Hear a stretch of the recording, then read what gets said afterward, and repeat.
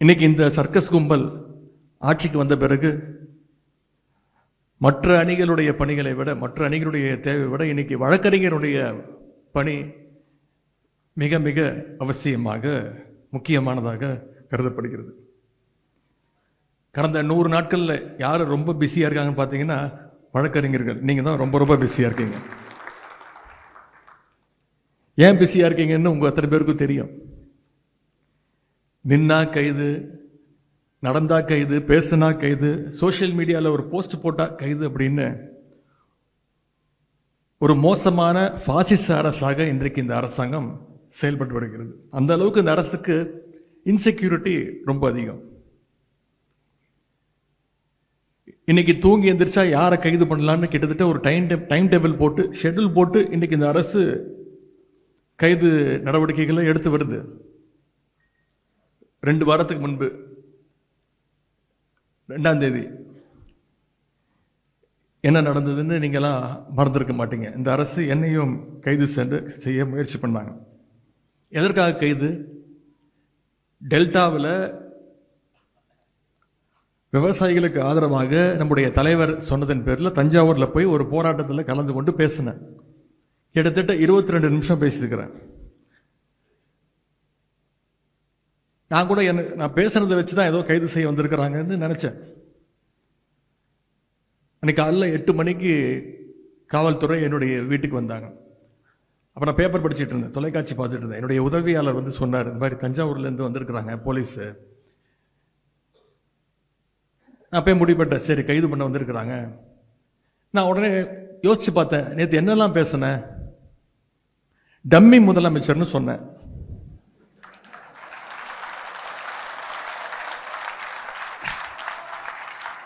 அதை ஒத்துக்கிட்டாங்க. அதுக்கு எந்த ரியாக்ஷனும் இல்லை. கேடு கெட்ட அரசு அமைஞ்சிருக்கு, ஒரு வெக்கங்கெட்ட அரசு அமைஞ்சிருக்கு, இதெல்லாம் சொன்னேன். இதற்கெல்லாம் எந்த ரியாக்ஷனும் இல்லை. இதுக்கு தான் கைது பண்ண வந்திருக்காங்கன்னு நான் நினச்சிட்டு இருக்கேன். என்ன சொன்னேன்? இது என்ன அப்படி பேசிட்டேன்? டம்மி முதலமைச்சர், வெக்கங்கெட்ட அரசு, கேடு கெட்ட அரசு, எதற்கும் துப்பு இல்லை, தைரியம் இல்லை, விவசாயிகளை இப்படி நடு ரோட்டில் விட்டுட்டீங்க. வேற எதுவுமே நான் சொல்லலை. காவேரியில் தண்ணி வரணும்னு சொன்னேன். இது எனக்கு தோணவே இல்லை. நானே வெளியில் போய் காவல்துறை அதிகாரி நின்று இருந்தாங்க, வீட்டுக்குள்ளேயே வந்துட்டாங்க. எதுக்கு வந்திருக்கீங்கன்னு கேட்டேன். ஐயா நேற்று நீங்கள் தஞ்சாவூரில் பேசியிருக்கீங்க. ஆமாம் பேசுனேன். அதுக்கு என்னன்னா, அது விஷயமா கைது பண்ண வந்திருக்கோம். காலைல 8:15 இருக்கும். சொன்ன வெயிட் பண்ணுங்க, இப்போதான் எந்திரிச்சிருக்கிறேன். என்னுடைய வழக்கறிஞர்களுக்கு சொல்லி அனுப்பணும், தலைவர்கிட்ட சொல்லணும். வழக்கறிஞர்கள் வந்தோடனே நான் வந்து உங்களை சந்திக்கிறேன், வெளில வெயிட் பண்ணுங்க அப்படின்னாங்க. ஐயா புரிஞ்சுக்கோங்க அப்படின்னாங்க. கொஞ்சம் நேரம் வெயிட் பண்ணுங்க அப்படின்னு சொல்லிட்டு நான் உள்ளே போயிட்டேன். அதன் பிறகு நான் முதல்ல ஃபோன் பண்ணது நம்முடைய வழக்கறிஞர்கள் அன்னைக்கு தான் ஃபோன் பண்ணேன். வழக்கறிஞர்களுடைய கழக நிர்வாகிகள், வழக்கறிஞர்கள் வந்தால் தான் நான் கைதாவேன் அப்படின்னு சொல்லிட்டேன். அதே மாதிரி உடனே நம்முடைய வழக்கறிஞர்கள்லாம் ஒரு 9:30 மணி 9:45 மணிக்கெல்லாம் வந்துட்டாங்க. தலைவர் அவர்கள் ஃபோன் பண்ணி, கைதாகாத 10:30 மணி வரைக்கும் வெயிட் பண்ண வையே, கொஞ்ச நேரம் அவங்ககிட்ட பேசு, கொஞ்ச நேரம் உட்கார வையே அப்படி நான் சொன்னேன். நான் வழக்கறிஞர்லாம் வந்துட்டாங்க, இது கைது பண்ணுறதுக்கு ஒன்றுமே கிடையாது, நான் அப்படி ஒன்றும் பேசலை, என்ன நடக்குதோ பார்த்துக்கலாம் அப்படின்னு. தலைவர் சொல்லிட்டாங்க, இவர் என்ஆர் இளங்கோவனும் திரு வில்சன் அவர்களும் வருவாங்க, அவங்ககிட்ட பேசிட்டு அதன் பிறகு என்ன முடிவுனாலும் எடுத்துக்கோ அப்படின்னா, நான் இதற்கெல்லாம் பயப்பட போகிறதில்ல, கைது பண்ணட்டும் அப்படின்னு நான் சொல்லிட்டேன். மின்னல் வேகத்தில் சென்னை உயர்நீதிமன்றத்தில் நம்முடைய வழக்கறிஞர்கள் அந்த சட்ட போராட்டத்தை நீங்கள் உடனடியாக ஆரம்பிச்சிங்க. அவ கூட கைதாகி வண்டியில் ஏறும்போது பத்திரிகையாளர்லாம் கேட்டாங்க, இந்த கைதை நீங்கள் எப்படி பார்க்குறீங்க? அவங்க நினச்சிக்கிட்டாங்க இது பழி வாங்கும் போக்கு, நான் சும்மா ஓட மாட்டேன் அப்படி. நான் சொன்னேன், சிரிச்சுக்கிட்டே சொன்னேன், இது மிகப்பெரிய ஒரு காமெடி, மிகப்பெரிய நகைச்சுவையை இந்த அரசு நடத்தியிருக்கு. இல்லை சட்டமன்றம் கூட போகுது, 5ஆம் தேதியிலேருந்து சட்டமன்றம், உங்களை பேசுறதுக்கு நீங்கள் வர்றதுக்கு தடுக்கிறதுக்கு முயற்சி பண்ணுறாங்களா? நான் சொன்னேன், அந்த அளவுக்கு இவங்களுக்கெல்லாம் மூளை கிடையாது. அப்படியே நாங்கள் கேள்வி கேட்டாலும் அங்கே அப்படியே பதில் சொல்லி கிழிச்சிட்டாங்க.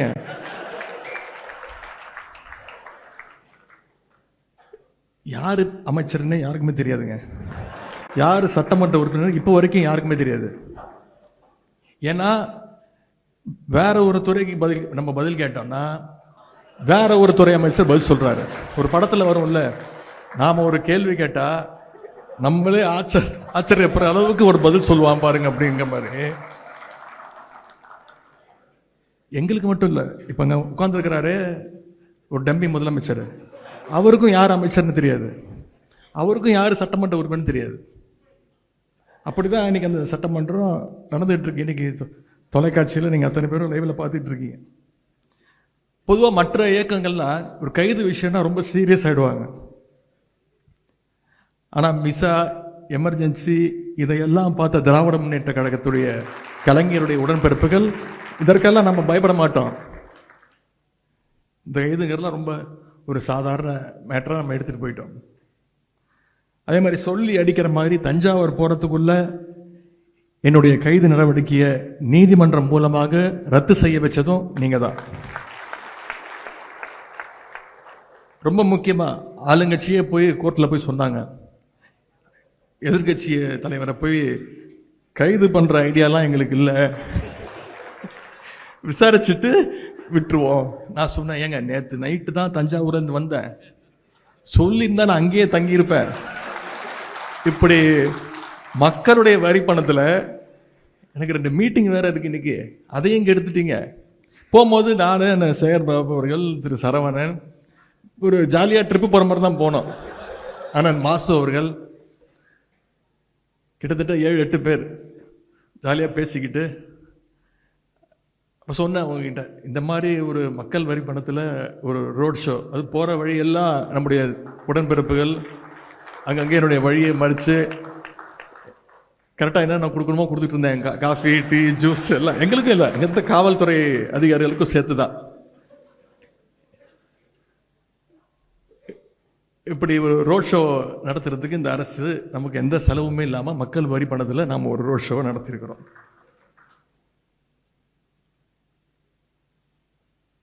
இந்த அரசுக்கு நாம் இந்த இடத்துல ஒரு நன்றியை சொல்லணும். தேர்தலுக்கு அப்புறம் கொஞ்சம் சோர்ந்து போயிருந்த நம்முடைய உடன்பிறப்புகள் இந்த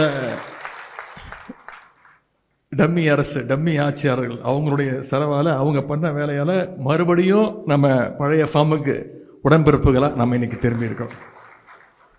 இதையெல்லாம் நான் என்னோட பெருமைக்காக சொல்லல, வழக்கறிஞருடைய பெருமையாகத்தான் நான் இது அத்தனையும் இங்கே பதிய வைக்க விரும்புகிறேன். இந்த 3 மாதங்கள்ல 100 நாட்கள், நாளைக்கு என்னென்ன கூத்தரிக்க போறாங்கன்னு தெரியல சட்டமன்றத்தில். இந்த 100 நாட்கள்ல மட்டும் என்னை மட்டும் கைது செய்யல, முன்னாள் அமைச்சர் அண்ணன் திரு அனிதா ராதாகிருஷ்ணன் அவர்கள் கைது செய்யப்பட்டு உடனே விடுவிக்கப்பட்டார். சட்டமன்ற உறுப்பினர், நம்முடைய சட்டமன்ற உறுப்பினர், விளாத்திக்குளம் சட்டமன்ற உறுப்பினர் அண்ணன் திரு மார்க்கண்டேயன் அவர்களையும் இதே மாதிரி கைது செய்து மிரட்ட பார்த்தாங்க. சட்டமன்ற உறுப்பினர் மட்டும் இல்லை, இப்போ துடிப்பா வந்திருக்கக்கூடிய நம்முடைய ஜென்சி இளைஞர்கள், இந்த தேர்தல் தோல்விக்கு பிறகு யாரை எழுப்பி விட்டுருக்காங்களோ இல்லையோ, இந்த புதிய தலைமுறையினரை நாம் எழுப்பி விட்டுருக்கிறோம். இந்த தோல்வி மூலமாக நாம் எழுப்பி விட்டுருக்கிறோம். நாம இல்லை, இன்றைக்கு இருக்கக்கூடிய ஆளுங் அரசு. ஜென்சி இளைஞர்கள், சகோதரர் அன்பானந்தம், சகோதரர் வினோத் சூரியகுமார், சகோதரர் சரண், இவங்க எல்லாம் டார்கெட் பண்ணி கைது பண்ணாங்க. அது மட்டும் இல்லை, நான் தஞ்சாவூர் ஆர்ப்பாட்டத்துக்கு போயிட்டு வந்த பிறகு அங்கு யார் யாரெல்லாம் போராட்டம் பண்ணாங்களோ அவங்க மேலாம் வழக்கு பதிவு செஞ்சிருக்கிறாங்க, சிலரை கைதும் செஞ்சிருக்கிறாங்க. இன்னைக்கு அவங்க எல்லாரும் சட்ட போராட்டம் நடத்தி சிறையிலிருந்து அவங்க எல்லாம் மீட்டது யார் பார்த்தீங்கன்னா இங்கே வந்திருக்கக்கூடிய வழக்கறிஞர்கள். நீங்கள் தான் அதற்கு காரணம். அந்த பெருமை உங்களுக்கு தான். இந்த சோஃபா மாடல் அரசுக்கு நம்முடைய கழகத்தை பற்றியோ, கழகத்துடைய வரலாறு பற்றியோ, இந்த சட்டத்துறையினுடைய வரலாறு பற்றியோ அவங்களுக்கு இன்னும் முழுசாக தெரியல. கடந்த காலங்களில் முத்தமிழர் கலைஞருடைய கைதாக இருக்கட்டும், நம்முடைய கழக தலைவருடைய கைதாக இருக்கட்டும், இப்படி கழகத்திற்கு எப்பெல்லாம் நெருக்கடி வந்ததோ அப்பெல்லாம் அதை உடைச்சு தவிடுபொடி ஆக்கியது நம்முடைய சட்டத்துறை தான். ஆட்சி அதிகாரத்தில் இருக்கும்போது யார் வேணா யாரைய வேணா கைது பண்ணலாம்.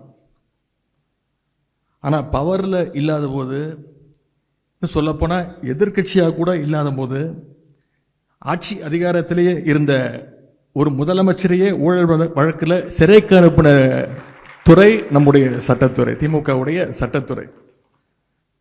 இப்படிப்பட்ட பல்வேறு பெருமைகளை கொண்ட உங்களுக்கு இன்னைக்கு வர்ற விஷயங்கள், நீங்கள் பார்க்குற நெருக்கடிகள், இதெல்லாம் மிக மிக சாதாரணமாக தான் நீங்கள் எடுத்துக்கொள்ள வேண்டும். ஆனால் நான் உங்ககிட்ட கேட்டுக்கொள்வதெல்லாம், இந்த 100 நாட்கள் விழிப்போடு இருக்கிறோம், இன்னும் கொஞ்சம் விழிப்போடு நாம் இருக்க வேண்டும். இன்னைக்கு தட்டு தருமாறி பவருக்கு வந்திருக்கக்கூடிய இந்த புதிய கோஷ்டி பார்த்தீங்கன்னா, யாரா ஒன்று சீட்டு கட்டில் 1 இருக்கும், 2 இருக்கும் ஜோக்கரு. இங்கே 52 ஜோக்கரு.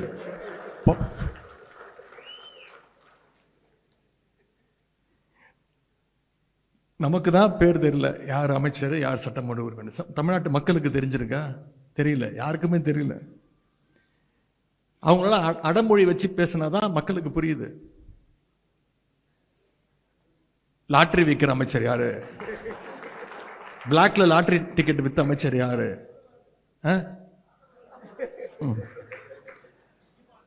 திருட்டு விசிடி வித்த அமைச்சர் யாரு? உருட்டு கட்ட அமைச்சர் யாரு?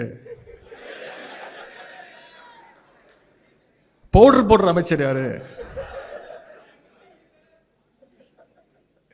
காக்கி டவுசர் அமைச்சர் யாரு? சங்கி அமைச்சர் யாரு? இப்ப கிட்டத்தட்ட கலந்துரையாடல் ஆயிடுச்சு.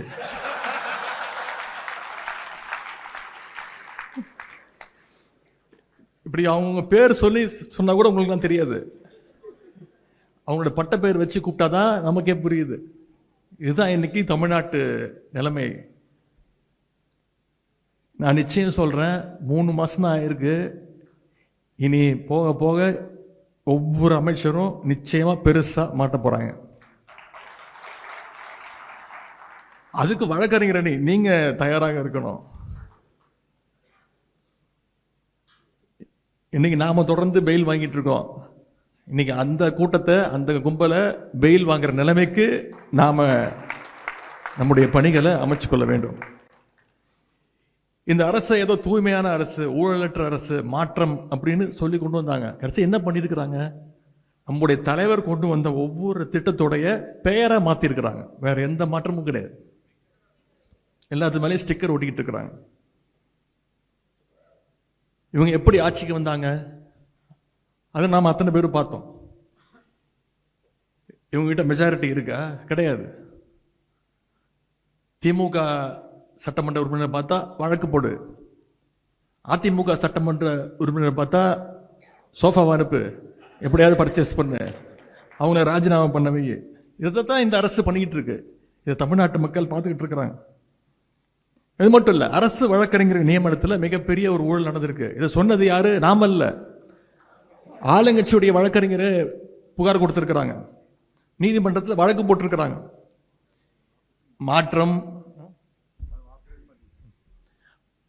மாற்றம் தூய்மைன்னு இன்னைக்கு இதையே உருட்டிட்டு வந்தாங்க. ஆனா இன்னைக்கு கல்லா கட்ட ஆரம்பிச்சிட்டாங்க. வெகு விரைவில் மாட்ட போறது உறுதி. அதற்கு நீங்க தயாராக இருக்கணும்.